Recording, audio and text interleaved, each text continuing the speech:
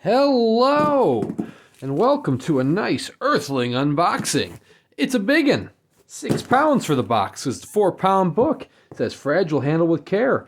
And it, got a little ding in the side there, but I think it should hopefully have been fine because it looks like there is foam packaging in it. So this, my friends, anyways, is Ghoul N the Cape by Josh Malerman, as published by Earthling Publications. And as you can see by the book, it's a big one. I cut the front flap already because those vertical ones give me struggles. With beautiful, beautiful foam-fitting packaging inside. Thank you very much, Paul Miller, another great Paul in the industry, for such a wonderful package job. And we have our beast of a novel. Oh my God. And a shot glass. Look at that. Little shot glass there. Alcohol, in addition to playing a major role in Josh Malerman's life, it seems, it's also a major part of Ghoul N the Cape. So we got a little shot glass here. It says Josh Malerman's Ghoul N the Cape, Earthling Publications on one side, Logan's New York City, New York on the other side, which is where our story begins. I did get an ARC several months back from Paul Miller. Thank you very much, Paul, for the ARC. I wrote a very lengthy review. I mean, if you think this novel might be long-winded, boy, my review is just as long-winded. Link in the description below if you wanted to read it out. So I'm going to try to keep this brief. First of all, holy crap, I love this cover by David Palumbo. It incorporates aspects of every piece of this novel itself. You have the ghoul, the cape, ghost star, a man made of blood, an eagle they encounter. A prison is involved, the Hollywood sign because they're going from East Coast to West. Mount Rushmore with a nosebleed, a man with a darkened face with a blade that has the galaxy in it. Medley, the open road, the bikers they encounter, the biker cemetery that they encounter. Statue of Liberty plays an important role. The most famous woman in the world is on there. Shot glasses, of course, much like the shot glass here. An entire thing of funny money in the open road in front of them. Everything is in this cover. And there's a lot in the novel, too. So the premise of the Ghoul N the Cape, it's just Ghoul in the Cape, sorry.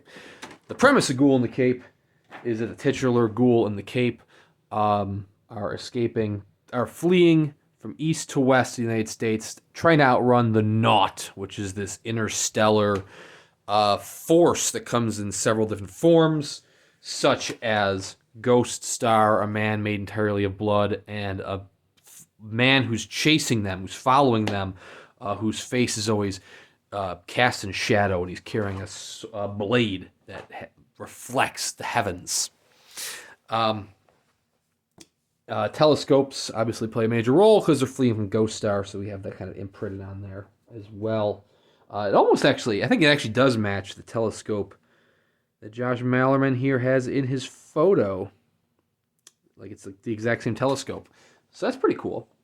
A lot of praise for the book, which is where I'm going to be a little controversial. Because I'm going to go out and say that Ghoul N the Cape, this massive tome from Josh Malerman, is probably his most polarizing novel yet. You are going to love it or hate it, and I really hate to say that I am more in the latter camp. Oh, yeah, it's not a novel for everyone. I thought it would be a really great novel if it was a novella, like if it was a fraction of the length, which I know is very rough thing to say, and I apologize for that. The novel is very philosophical. Let's actually dive in. I'm 4 minutes in. I haven't actually opened the novel yet. I apologize on that. Very nice end papers here. Kind of got a little texture to it. And there we go. There's our signature. This is signed by Josh Malerman. This is number 261. There's Medley on the Road. Very interested in the phrasing there. It's not, usually it's like There's 2,000 copies. This one says were created, which I now need to look at like other limited editions I have, because I don't know that I've ever seen one that says were created. Maybe were printed. I don't know. Anyways, it's a big tale, and it's very, very philosophical. Like you can see here, it's broken up into a good number of parts. New forward by Peter Atkins. I did not get a chance to read that, so I'm very excited to dive in. The arc started with part 1, and it did contain the afterword. It also contained a potentially huge plot hole, but I mean, a lot of arcs do change. I kind of want to check to see if that plot hole's still in here. I'm not going to say what it is in case it got fixed. But it's broken down into parts. There's 3 main stories within it. One is the main story for the whole thing is the Ghoul in the Cape trying to outrun the Knot and trying to save America in the process. But there are 2 other stories within it. Liberty in Pieces is like a 100-page novella about the Statue of Liberty being brought over from France. And there's another little short story in here that deals with gun rights. Guy walks into a bar. I like that. I got to check that out. One thing that was also not in the arc is Palumbo's artwork. So there's Ghoul, there's the Cape, kind of recruiting Ghoul and Logan's in the beginning. We got our, and the text isn't like small or anything. This is a beast of a novel. Very white pages, decent sized text. So like when I say it's a huge novel, it's a huge novel. There's them encountering Mary Finn. I'll get back to discussing the novel in a second. I'm just kind of going through. They run into an act of God in a church, so that is being depicted there. There's the man whose face is kind of cast in shadow with like the celestial blade, if you will. And what do we got here? We have the most famous woman in the world, which is exactly how the character is described. And if that sounds like a cringy way of describing a character, I agree. And that is unfortunately part of the tone of the novel, in my opinion. This is a piece from Liberty in Pieces, which was the best piece of the novel. Till the end of that. It looks like there's one more here. The Cape, glancing through this like mega telescope in Hawaii. I think that was in Hawaii. Anyways, beast of a novel. As I was starting to say, full review down below. Personally, the biggest issue I had with it is that it was very philosophical, which is I know why a lot of people praise it. Like currently, this novel's gotten nothing but advanced praise, and I'm kind of standing alone on the wasn't really a fan side. It's very philosophical. Perhaps a bit too much. It's if you like stream of consciousness writing, where you might have like entire paragraphs. This is a bad example because that's just a regular sized paragraph. But there are like certain paragraphs in here, like philosophical paragraphs, that just seem to go on for like a page and a half. Like, bam, just keeps going. Like that's like over a full page paragraph of just philosophical rambling. Then you might like it. A lot of people, some people have compared it to Confederacy of Dunces, but truth be told, I'm not a huge Confederacy of Dunces fan.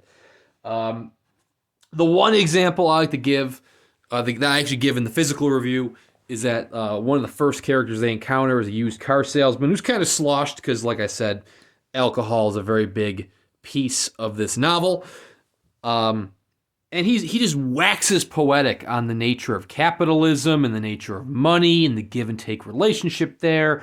And, you know, the kind of barter system and how he doesn't want to take money, but he has to take money and the job requires some sort of payment. And he ultimately trades him for a horse that they have. And it's like this very long-winded passage that you might be like, oh yeah, that is kind of thoughtful or thought-provoking on, you know, the nature of trade. And, you know, that's a neat trick. It's well written. Josh Malerman is a good writer. But the problem I have with the novel is that a lot of it is that same kind of situation. Not exactly talking about capitalism or talking about trade or talking about money, but like they find themselves getting into different positions or different situations with different characters, and every character they encounter kind of has that philosophical breakdown. Like the most famous woman in the world has this whole philosophical breakdown on the nature of fame, or they have a breakdown on the nature of finances or the nature of the prison system. Like it's like the same philosophical thing over and over again, which could be a very, very deep read for you. You very well could be like, oh my God, that is exactly what I'm looking for in a novel, and it might be eye-opening, which, if it is, awesome. For me personally, it was like diminishing returns for me. It worked really well the first time, and then less and less so going on. And I feel bad saying that because I am a huge fan of Josh Malerman, and that didn't stop me from buying the novel, obviously. When it comes to supporting artists or authors I love, or presses I love, such as Earthling Publications, I am absolutely and wholeheartedly going to support them. And like I said, Josh Malerman by himself is not a bad writer. No two of his novels are the same. Well, I mean, the only novel that's kind of the same as to a similar novel, previous novel, is Mallory, because it's literally a sequel to Bird Box. Speaking of which, I have Mallory here just to kind of compare the sizes. So you can actually see Ghoul N the Cape kind of just encompasses Mallory side by side. That is insane. Mallory's a pretty standard hardcover. Ghoul N the Cape is just absolutely enormous. So, I mean, copies are still available. It's only available through Earthling Publications. It's pricier than a trade edition, yes, but you are getting a very nice book from what I can see here. And it's, like, construction-wise, very well made, and you're getting a lot of bang for your buck with the page count. But, like I said, I do warn you going in, it is going to be a very philosophical journey where, at times, it can be very anticlimactic in favor of it being philosophical. There are definitely political undertones, which I also want to mention.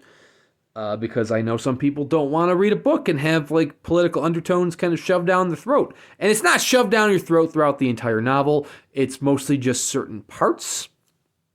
And then the political reason has nothing to do with me not liking it. I mean, Malerman and I actually share a great many political beliefs, or whatever the hell I was trying to say there. It just, I don't know. It wasn't really for me. Comparison-wise, without getting into spoilers, I would say if you didn't like the movie Don't Look Up, you're not going to like this, because, that kind of hits upon some similar topics in terms of political beliefs. The political thing is also interesting because Malerman has gone in several interviews, including one with Christopher Golden, to say, like, hey, this is not a political novel. And even when his girlfriend made an appearance in that same interview, she also made a point of hitting home how it wasn't a political novel, but there's definitely political undertones. As I was saying, one of the short stories in it, very much, it's about, I don't know if I actually mentioned what the short story is about. The short story in this is about a married couple who is so afraid of losing their guns that they go to ridiculous circumstances. It almost feels like a Chuck Palahniuk parody. I mean, like like just a pastiche. Oh my God, a pastiche. Oh my God, I can't speak English today.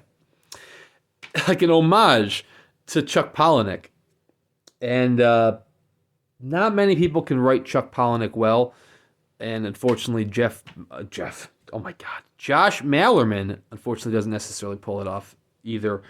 I bring Jeff up because the Jeff word absolutely praised it.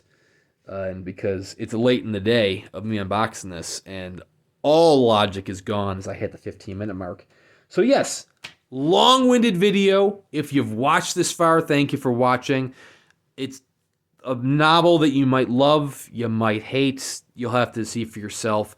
I'll be very interested to see other people's opinions because, as I said right now, I kind of stand alone saying that this is not necessarily my favorite Josh Malerman novel.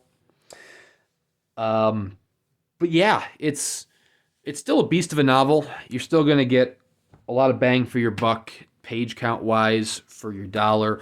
I'll be very interested to see if it gets a trade release. Malerman has indicated it might not get a trade release, but I'd be very interested to see what would happen or what the opinions of people might say if it got a trade release. Because a lot of the people who are buying the limited edition here are going to be true Malermaniacs like myself, who just want to support a great press or a great author. And they might not necessarily complain about a novel that they don't like too much. So you might not see too many negative reviews. And like I said, I'm not saying that it's a negative novel. I definitely see what is there for those, and I definitely see why people might absolutely adore it.